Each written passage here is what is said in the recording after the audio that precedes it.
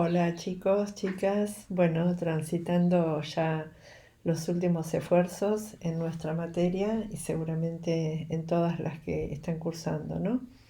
Bueno, esta clase se va a tratar sobre la concepción de aprendizaje en la psicología genética, que como van a visualizar a medida que pase la explicación, no es única, ¿eh? La definición es que hay una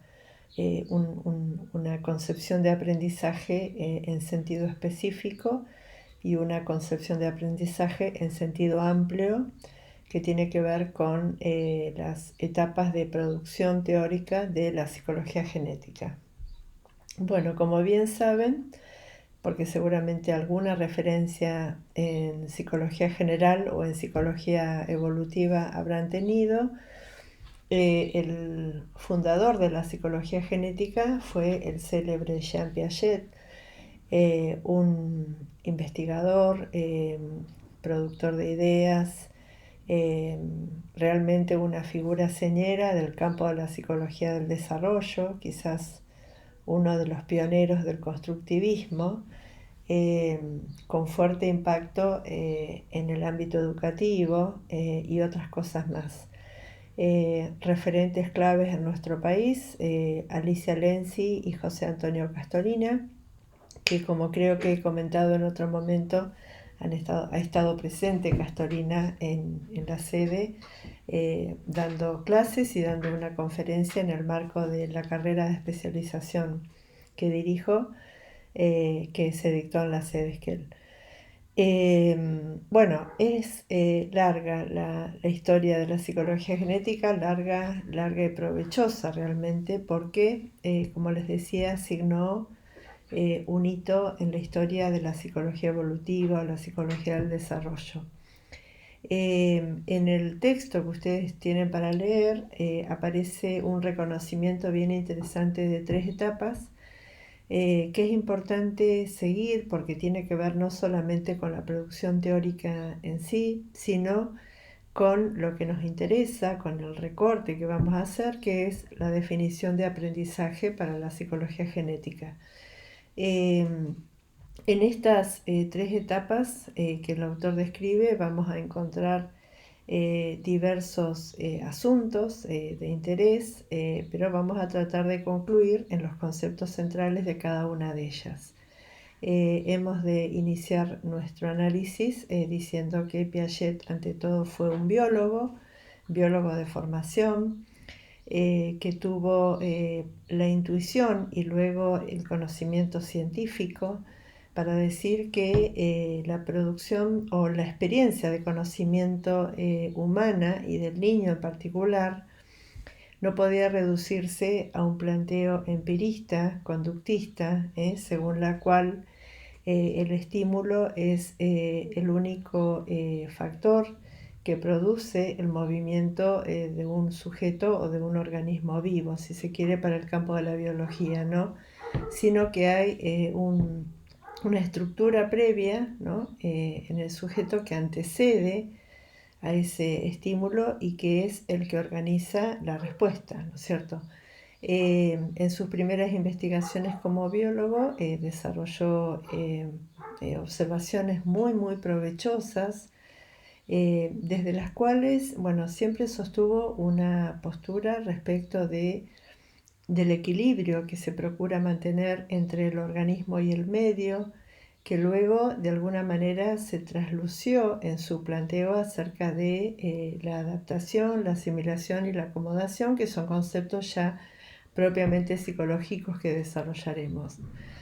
Eh, Luego de su larga trayectoria como biólogo, se interesó por pensar estos conceptos en la construcción del conocimiento científico. Como buen biólogo, quiso mirar qué pasaba en el ámbito de la ciencia y empleó algunas categorías de su investigación biológica para entender bueno, cómo la ciencia se dirimía, ¿no es cierto?, en su trayecto por producir conocimientos también en un marco, ¿no es cierto?, de búsqueda del equilibrio entre teorías existentes y teorías nuevas. Desde ese lugar y también con sus conceptos biológicos, se interesó por las respuestas que los niños dan a los desequilibrios que les proponemos los adultos, desequilibrios que tienen que ver con conflictos, con problemas, ¿no es cierto?, a resolver, y que son los que efectivamente permiten ver cómo los niños aprenden, cómo los niños conocen, cómo los niños construyen el conocimiento. Así que bueno, vamos con nuestras imágenes a hacer ese recorrido de las etapas y de los conceptos subyacentes. Bueno, hay un planteo bien interesante que anticipa por ahí la explicación más precisa acerca de los conceptos psicológicos, que tiene que ver con reflexiones que hacen los autores acerca de la relación entre la psicología genética, ¿no es cierto?, o en general de las teorías psicológicas con el campo pedagógico, ¿no? Eh, Esta reflexión es bien interesante porque deja entrever que si bien hay relaciones colaborativas entre los distintos campos de conocimiento, en este caso la teoría psicogenética y la teoría pedagógica, esas relaciones no deben producir solapamientos, ¿no?, o traslaciones o traducciones lineales o literales de un campo a otro, porque los objetos son diferentes, ¿no es cierto? Entonces lo que hacen allí es como de alguna manera anticipar un planteo que lo hacen en distintos puntos del artículo cuando muestran cómo de las tesis piagetianas se han derivado asuntos muy importantes para la intervención docente, pero que ello de parte de la psicología genética no ha pretendido ser una cosa invasiva y mucho menos lineal, ¿no es cierto? Por eso es que el texto termina con esta reflexión sobre la constitución del sujeto psicológico por sobre el sujeto epistemológico. Bien, eh, lo que reconocen en primer lugar los autores son las distintas etapas de la producción piagetiana y su equipo de investigación que se situó en Suiza, ¿no es cierto? Lo primero que reconoce son estas distintas etapas desde las cuales vamos a derivar los conceptos de aprendizaje, ¿no? Dicen Castorina y Lenzi que hubo una primera etapa en el origen de la teoría, donde se produjeron las primeras investigaciones de los modos que los niños tienen de resolver problemas donde se anteponen conflictos, ¿no?, conflictos cognitivos. Estas investigaciones lo que demostraron era que de ninguna manera los niños resuelven los problemas de una manera empirista, de una manera conductista, sino que lo que hacen es poner, ¿no es cierto?, en evidencia sus propias estructuras, dice Piaget, por ahora vamos a decir sus propias hipótesis, sus propias explicaciones respecto de los aspectos que conforman a ese problema y cómo solucionarlo, ¿no? Cuando hablo de problema me refiero a cualquier problema que puede, por ejemplo, tener un juego de mesa o cualquier otro juego, o un problema de escritura para los niños, por ejemplo, que están intentando escribir un texto a los 6 años, etc. Es decir, problemas de la vida cotidiana, pero dispuestos para que los niños entren en conflicto, ¿no? Entonces, lo que plantean los autores es que efectivamente los niños no resuelven los problemas a la manera empirista, con lecturas solamente basadas en el estímulo, sino que anteponen sus propias estructuras, sus propias hipótesis. Desde este primer reconocimiento, lo que los autores hacen es, lo que hizo Piaget es poner a la vista el concepto de adaptación, ¿no? El concepto de adaptación que, como ustedes seguramente habrán estudiado en algún momento, se compone de los conceptos de asimilación y acomodación, ¿no es cierto? La imagen que están viendo representa un poco esta idea de un niño motivado por un problema a resolver, en este caso que es alcanzar un juguete con su propia estructura, en este caso sería su propia estructura sería las posibilidades de moverse o en todo caso lo sensorio-motor, ¿no? El niño intenta acercarse y para ello dispone, ¿no es cierto?, de esos recursos, ¿no? Acercarse a tomar el muñeco, lo que representaría el problema a resolver y por ende el conflicto cognitivo. Eh, la asimilación, como ustedes ya saben, sería el movimiento, ¿no es cierto?, del sujeto hacia el objeto, para lo cual de nuevo dispone de sus estructuras, en este caso la posibilidad de moverse y de tomar, y el objeto es el juguete, ¿no? Y la adaptación sería el movimiento contrario, es decir, la respuesta o resistencia que ofrece el objeto ante el deseo del niño, ¿no? ¿Por qué el objeto ofrece resistencia? No por sí mismo, sino porque, eh, digamos, le genera al niño dificultades para agarrarlo y por eso es que ese movimiento se llama acomodación, porque es el sujeto el que debe acomodarse a los desafíos del juguete.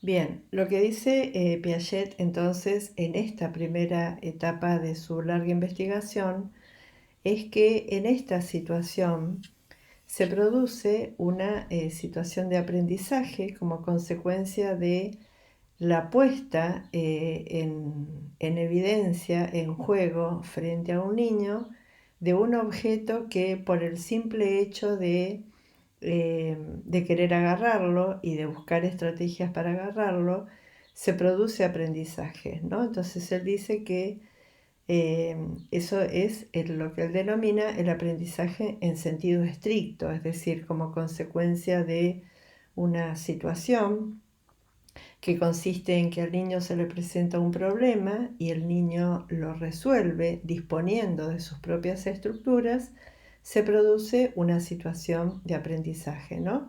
Bien, esa concepción de aprendizaje en sentido específico la aplicó a todas las situaciones en las que mediante la investigación Piaget y sus discípulos ponían a los niños eh, ante situaciones problemáticas para la investigación y de esa manera iban consolidando esta idea respecto de cómo se construye el conocimiento merced a esta relación de asimilación y acomodación, es decir, de esta idea de que el sujeto interviene sobre el objeto y el objeto interviene sobre el sujeto, y entonces hay una relación de mutua interacción, de construcción, ¿no es cierto?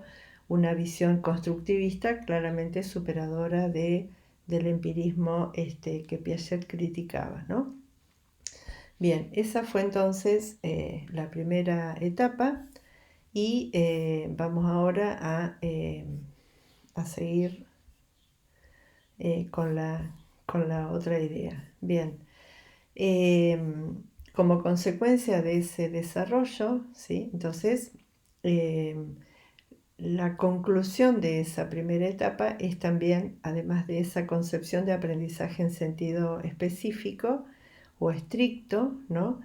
Esta visión de cómo se construye el conocimiento. El conocimiento se construye como consecuencia de una acción constructiva, ¿no es cierto?, que hace que el sujeto interactúe con el objeto, intente dominarlo o asirlo a la vez que el objeto le impone sus estructuras, ¿no? Sin embargo, esa definición no fue suficiente respecto del aprendizaje.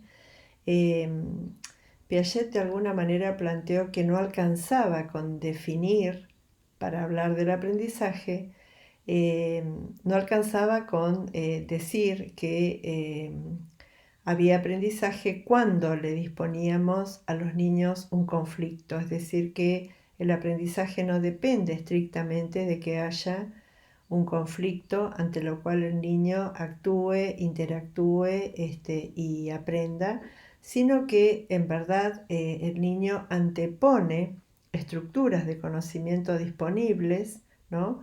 Antepone hipótesis, antepone recursos intelectuales que ya forman parte de su propio acervo intelectual, de su propio desarrollo, ¿no es cierto? Entonces surge el concepto de aprendizaje en sentido amplio, que justamente apunta a decir que el aprendizaje no solamente depende de una situación creada específicamente para que el niño asimile y acomode, sino que el niño aprende también como consecuencia de la disponibilidad de sus propias estructuras de conocimiento, es decir, del ritmo que le da, de las posibilidades que le asigna la propia estructura que dispone, es decir, de lo que dispone de acuerdo al periodo del desarrollo en el cual se encuentra, de acuerdo a la etapa del desarrollo en el cual se encuentra, ¿no es cierto? Entonces,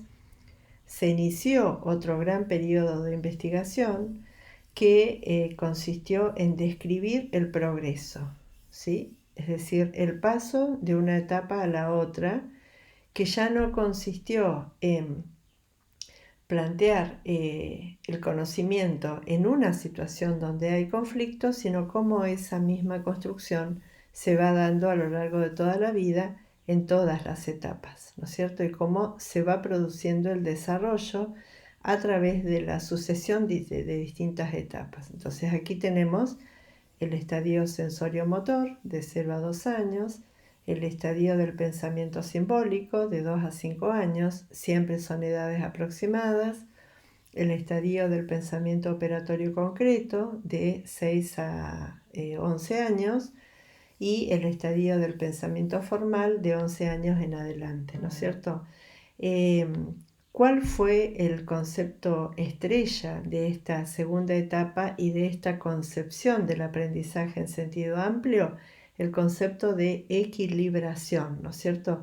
Que es el concepto que permite, ¿no es cierto?, pasar de un momento a otro, ¿sí? De la misma manera que para Vygotsky el concepto que permite la adquisición o la apropiación de saberes es la interiorización, ¿sí? El proceso que permite digamos, el progreso de un estadio a otro es la equilibración, que es ese proceso por el cual el sujeto busca, ¿no es cierto?, un nuevo estado de equilibrio para resolver nuevos problemas en un estadio o momento o forma superior del desarrollo respecto al anterior, ¿no es cierto? Entonces, tenemos aquí una nueva etapa donde, además, por supuesto, de aparecer nuevas investigaciones y nuevos conceptos, aparece una idea de aprendizaje en sentido amplio, ¿sí?, cuyo proceso se llama equilibración, que es decir que el aprendizaje no depende solamente de que se le disponga un desafío, un conflicto cognitivo específico, sino que el sujeto aprende como si fuera un proceso natural que proviene de esas estructuras disponibles, merced al proceso de equilibración, ¿no? Así que bueno, ahí se amplía mucho el campo, ¿no es cierto? Y entonces empieza una era en la cual tuvo mucho peso esto que estamos viendo aquí, que es la explicación de lo que acontece en cada uno de los estadios del desarrollo. Tomo la vista. para decir que esta segunda etapa eh, de producción teórica basada en la investigación, por supuesto, una investigación muy muy consistente de la psicología genética, fue muy provechosa porque le dejó al campo de la psicología evolutiva un legado muy importante que fue el reconocimiento de estas etapas. Como es de esperar, desde, por supuesto, sobre todo desde el ámbito educativo, se hicieron adopciones literales, ¿no? Tales como pensar que se aprende el alfabeto o se aprende el número o se aprenden los conocimientos sociales de acuerdo a las características del estadio, como si eso fuera un punto de partida y de llegada, y con esto de alguna manera se debilitó, ¿no es cierto?, lo que tiene primacía siempre en un hecho educativo, que es la enseñanza, que es la intervención y que es la mediación en el sentido en que lo planteó la psicología sociohistórica de Vygotsky. Fuera de esta adopción literal de parte de la pedagogía o la didáctica, el legado de Piaget en este sentido es ampliamente reconocido y de lectura frecuente siempre en nuestro ámbito. De este planteo respecto de la existencia de los estadios y el concepto de equilibración, definido como el proceso que en esa definición de aprendizaje en sentido amplio es lo que permite explicar, ¿no es cierto?, el paso de un estadio a otro, o en todo caso, como dijo Piaget, el paso de un estado de menor conocimiento a un estado de mayor conocimiento, ¿no es cierto? En ese proceso, en esa descripción, ¿no es cierto?, aparece un elemento muy importante que es el de actividad autoestructurante, ¿no es cierto?, que lo que significó es una especie de explicación respecto de cómo el niño resuelve los problemas desde el marco general de la teoría. Actividad autoestructurante quiere decir que el niño ante un conflicto, por ejemplo, el juguete, como mostrábamos en la presentación reciente, el niño resuelve ese conflicto cognitivo que le provoca el problema propuesto mediante sus propios esquemas o estructuras del desarrollo, ¿no es cierto? No interviene un adulto mediando mediante instrumentos o intervención social, como decía Vygotsky, sino que el niño lo resuelve de acuerdo a su propio repertorio. Eso es la actividad autoestructurante, es decir, el niño lo hace a la medida de sus propias posibilidades, además de utilizar los recursos que le da ya en este caso el estadio, ¿no es cierto?, en el que se encuentra como consecuencia de su edad cronológica, aunque recuerden que no hay una distribución literal en el sentido de que a tal edad tal estadio, pero sí hay una relación marcada por el mismo Piaget. Vamos entonces a repasar algún ejemplo de alguno de esos estadios para reflejar esa idea de actividad autoestructurante, porque eso es justamente el aprendizaje en sentido amplio. Tenemos entonces un ejemplo, ¿no es cierto?, de esto que decíamos. Estas son imágenes que representan las clásicas investigaciones de Piaget acerca de las nociones de conservación de sustancia, que fueron muy emblemáticas en la descripción del pensamiento infantil. No voy a hablar de los estadios ni voy a hablar de las nociones en sí, porque son objetos que nosotros no trabajamos, eh, porque tiene que ver con la psicología del desarrollo eh, infantil, ¿no es cierto? Nosotros hemos trabajado psicología del desarrollo reconociendo los enfoques de Rivière, Vygotsky, ¿no es cierto?, y algún aspecto más, pero no trabajamos la evolución a través de los estadios, porque eso es evolutivo. Pero la muestra de esta investigación sobre la conservación de sustancia, la noción de conservación de sustancia en el periodo preoperatorio en este caso, ¿no es cierto?, sirve para mostrar este concepto tan valioso que es el de actividad estructurante que opera sobre el concepto de aprendizaje en sentido amplio, que es el que nos interesa, y las consecuencias sobre lo pedagógico, ¿no? En este caso, esta investigación consistía en que el experimentador le muestra al niño una bola de masa, supónganse de plastilina, ¿no? Y frente a sus propios ojos le cambia la forma, ¿no es cierto? Le cambia la constitución física. La bola queda puesta así y entonces luego se le pregunta al niño dónde hay más cantidad, dónde hay más sustancia, digamos, si en esta versión o en esta original, ¿no? Entonces el niño contesta que hay diferente cantidad, hay diferente sustancia, ¿no? Justamente porque se encuentra en un periodo preoperatorio desde el cual no puede operar porque es preoperatorio, periodo de edad de 2 a 5 años, ¿no?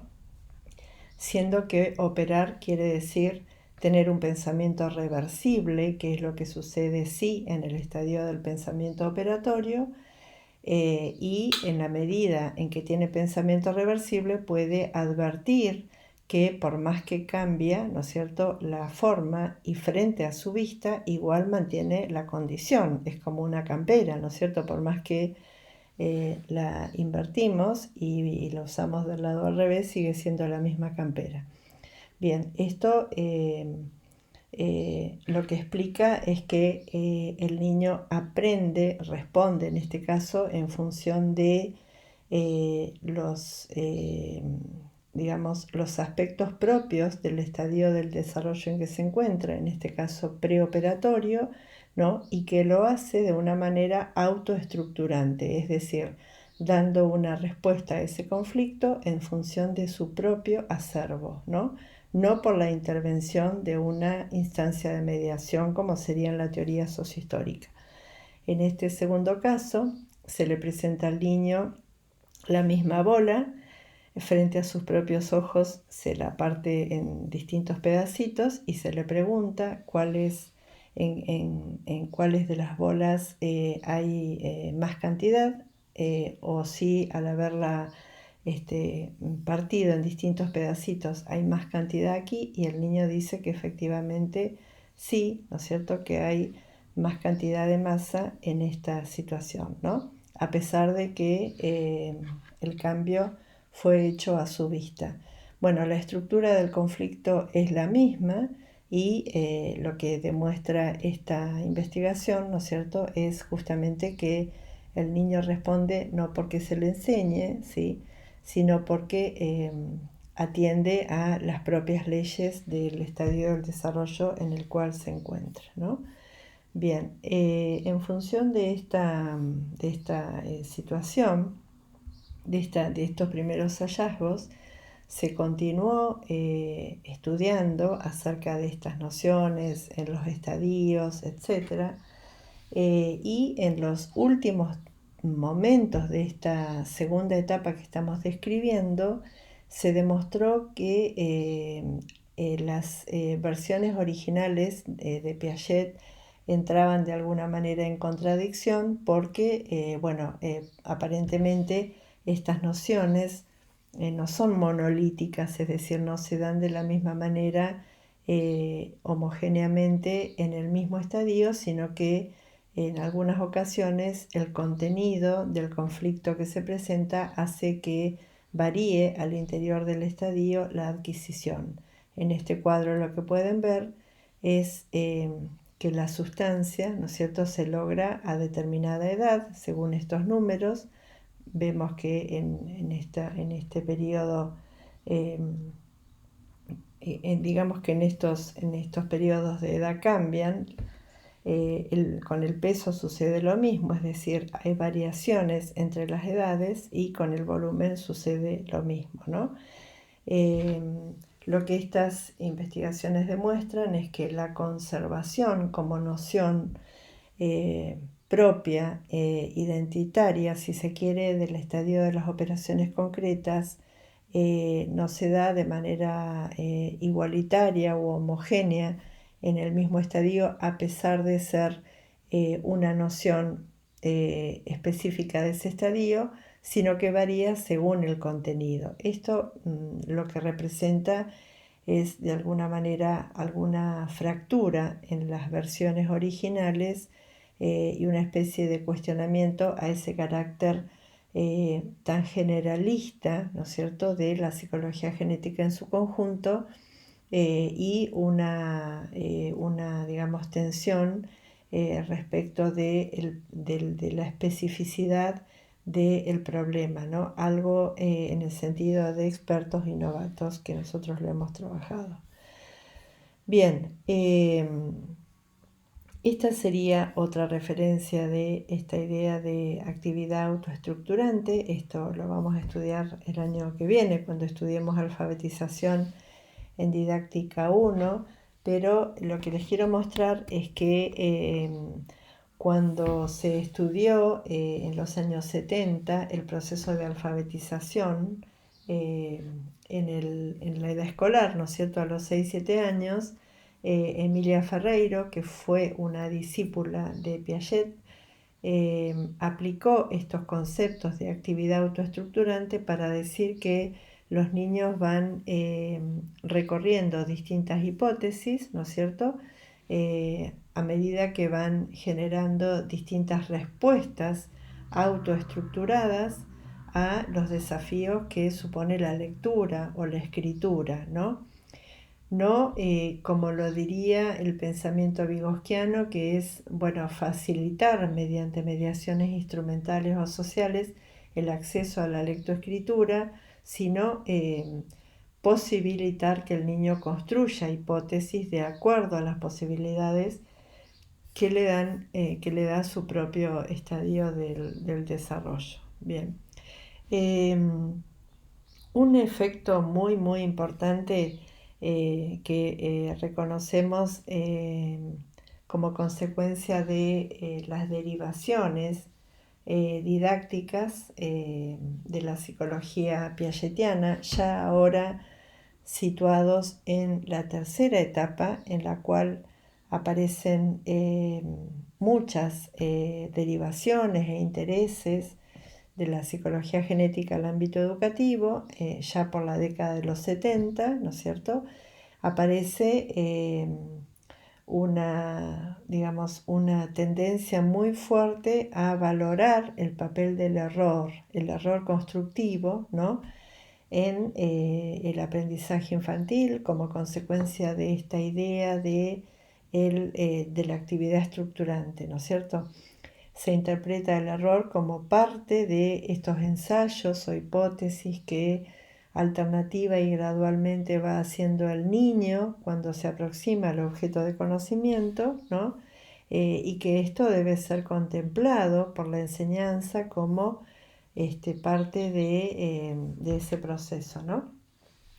Bueno, acá hay un chistecito que me gustó para mostrar lo que sucede con el error, ¿no? Aquí hay un sujeto frente a la computadora, dice: voy a hacer una copia de seguridad de toda la información de los clientes, solo faltaría que después de habernos pasado 3 meses introduciendo datos en la PC, sucediera que cualquier cosa y se borrara. Vamos a ver, para guardar los ficheros he de pulsar salvar, ¿no? Lo siento, no se pueden salvar los ficheros por falta de espacio en el disco duro, aceptar o borrar. Vaya, a borrar, no, mejor aceptar. La aceptación implica defragmentación automática del disco duro. ¿Estás seguro que desea fragmentar? Aceptar o denegar. No estoy seguro de nada. Denegar. Salvar los datos sin haber defragmentado previamente los códigos binarios puede causar una reducción momentánea de la RAM. ¿Desea usted activar la memoria virtual? Activar, virtualizar, demonios. Puedo contestar que no sé, propongamos que virtualizar. Antes de virtualizar la memoria, sincronice los soportes bus de los puertos paralelos. Eliminar o flotar. Sincronice los soportes bus de los puertos paralelos. Eliminar suena peligroso. Flotar o slotar, no sé qué dice. Prefiere que por su seguridad, dotar de los lots de nanocuantos suficientes para proteger la placa madre. Yepes nopes. Vaya por Dios, mejor lo yepo. Mala idea, por favor, cargue un disquete para salvar la información que pueda perderse en la yepesión. Esclinar, no, me estoy poniendo nervioso. Desea borrar los datos salvados. Vamos a ver.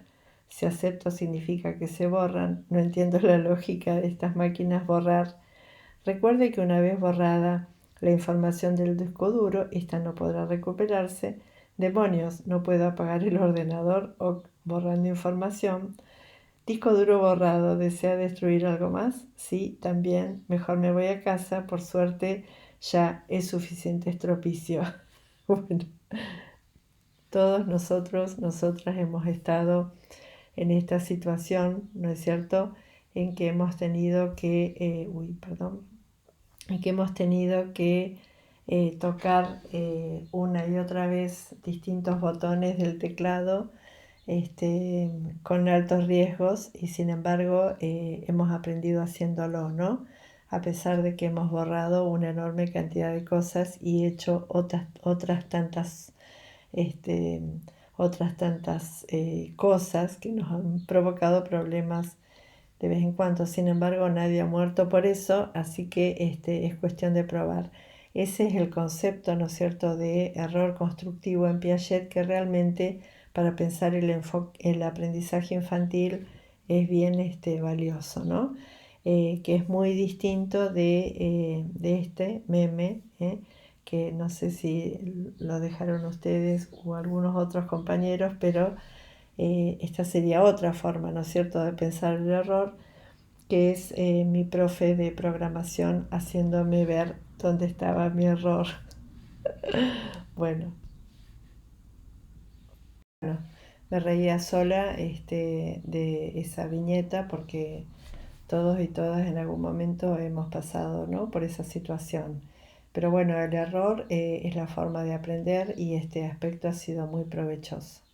Bueno, para terminar, algunas derivaciones interesantes para el campo de la pedagogía y la didáctica que quisiera retomar, que tienen que ver con las cosas que ya hemos dicho. En primer lugar, la posición que asume la intervención docente, ¿no?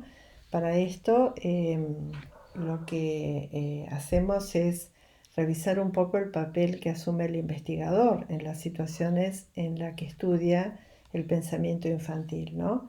El investigador en esas situaciones presenta un problema y espera que el niño lo resuelva de acuerdo a sus propios recursos cognitivos. En ese sentido, la posición docente es parecida en cuanto a que el docente presenta al niño, a los niños, un problema escolar en este caso, por ejemplo, un texto para interpretar, y el niño lo resuelve de acuerdo a sus propios recursos, ¿no? En este sentido, la escuela nueva, muy presente en el nivel inicial, ha tomado esa posición, ¿no?, como una posición valiosa a la hora de pensar la intervención docente, que, bueno, como ustedes podrán advertir, es muy diferente a la posición docente que asumiríamos desde un enfoque vygotsquiano, ¿no es cierto?, donde la mediación instrumental y social genera un protagonismo importante del docente a la hora de facilitar el acceso al conocimiento de manera intencionada, ¿no?, sustancial y no arbitraria, como diría Ausubel. El segundo concepto importante es la concepción del niño aprendiendo, y en ese sentido cobra un concepto muy importante la idea de actividad autoestructurante, según la cual el niño resuelve según sus propias posibilidades los conflictos cognitivos que se le presentan. La tercera idea es la idea de toma de conciencia, que es un mecanismo que Piaget explica para decir que el sujeto, más allá de sus propias posibilidades, cuenta también con un recurso que es advertir en algún momento de la resolución del problema, advertir al estilo metacognitivo, diríamos los cognitivos, advierte por dónde pasa la resolución del problema y lo resuelve, ¿no? Y la cuarta idea bien potente es esta parte final del texto, ¿no? Que los autores denominan la construcción de un sujeto psicológico, ¿no? Que de alguna manera traslada esta idea del sujeto epistémico a un campo más cercano a las prácticas docentes, que es la idea del sujeto psicológico, porque cuando nosotros pensamos el aprendizaje, pensamos en esquemas cognitivos, en esquemas psicológicos, pero además de esa traslación del sujeto epistémico al sujeto psicológico, lo más interesante es la idea del sujeto institucional, ¿no? Con el cual los autores terminan su análisis en términos de aceptar que hay muchas derivaciones bien interesantes de la psicología genética en el campo pedagógico, pero hay también muchas condiciones muy propias de la educación, del aprendizaje escolar, de la institución, de lo propiamente didáctico, que hacen que esas explicaciones provenientes del campo psicológico deban adquirir matices propios de lo institucional, de lo didáctico, de lo pedagógico, es decir, de la mirada propiamente educativa, lo que nos permite reconocer cosas bien valiosas, ¿no es cierto?, de parte de la psicología genética, pero nunca dejar de mirar que nuestra labor y nuestro entorno es específico, ¿no? Finalmente, el texto termina diciendo, bueno, en Piaget el aprendizaje depende del desarrollo, ¿eh? El aprendizaje va atrás del desarrollo. Nosotros diríamos desde Vygotsky, el aprendizaje anticipa o tracciona sobre el desarrollo, porque el aprendizaje lo mueve, lo pone en movimiento, lo incrementa o lo decrementa, dirían por ahí los contextualistas, pero en definitiva el aprendizaje escolar pone en movimiento el desarrollo, y esa posición es muy provechosa porque nos pone a los educadores y educadoras en la labor de pensar condiciones instrumentales y sociales en el lenguaje vygotskiano bien potentes para posibilitar que los niños se eduquen. Bueno, hasta aquí llegamos.